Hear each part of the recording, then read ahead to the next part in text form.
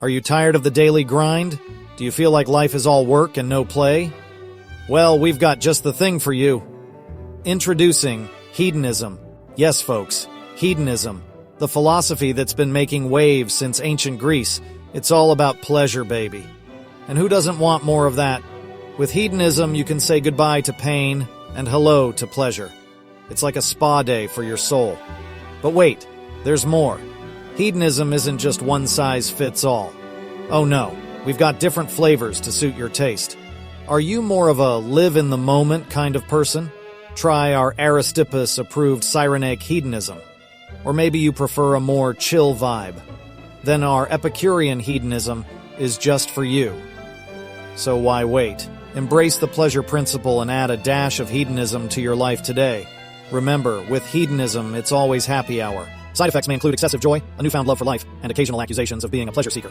Use responsibly. Now that I have you on board, why don't I tell you a bit about where it came from? Once upon a time in the land of ancient Greece, there was a school of thought that was the life of the party. Its name?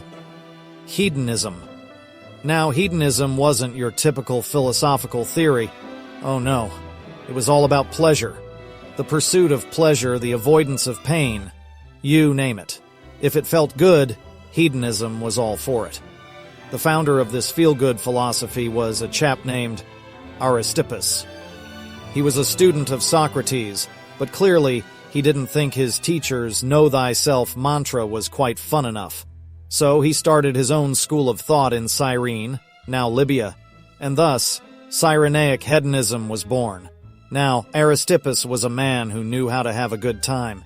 He believed that pleasure was the highest good and that physical pleasures were superior to mental ones.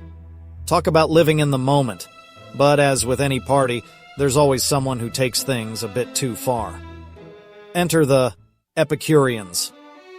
Founded by Epicurus, who else?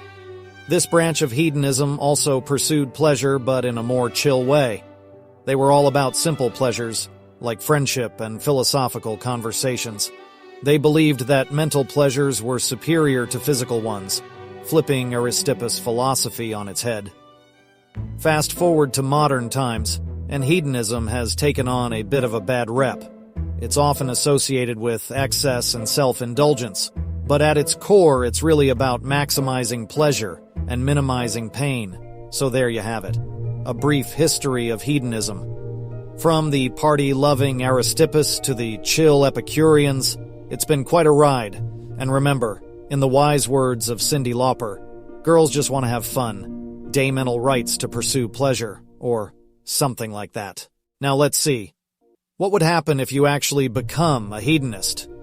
Imagine waking up one day and deciding that from now on, you're going to live by one rule and one rule only.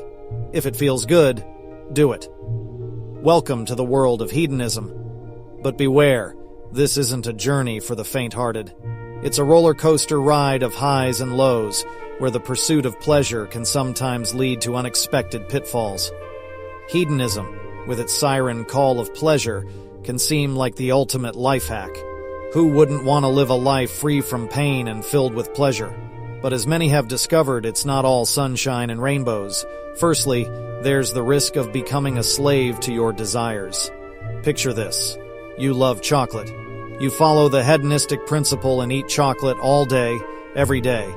Before you know it, you're rolling down the street like a human chocolate ball, and the mere sight of a cocoa bean makes you queasy. Secondly, hedonism doesn't come with a roadmap. What happens when two pleasures conflict? Do you go for the short-term pleasure of eating that extra slice of pizza, or the long-term pleasure of maintaining a healthy weight?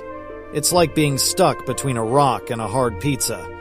Lastly, there's the risk of emotional bankruptcy. By constantly chasing after pleasure, you might end up missing out on other meaningful aspects of life, like personal growth, deep relationships, and the satisfaction that comes from overcoming challenges. Hedonism might seem like an attractive philosophy on the surface, but dive deeper, and you might find yourself navigating through a minefield of too much chocolate, conflicting desires, and an unfulfilled life. Remember, folks, it's all fun and games until someone ends up rolling down the street like a human chocolate ball.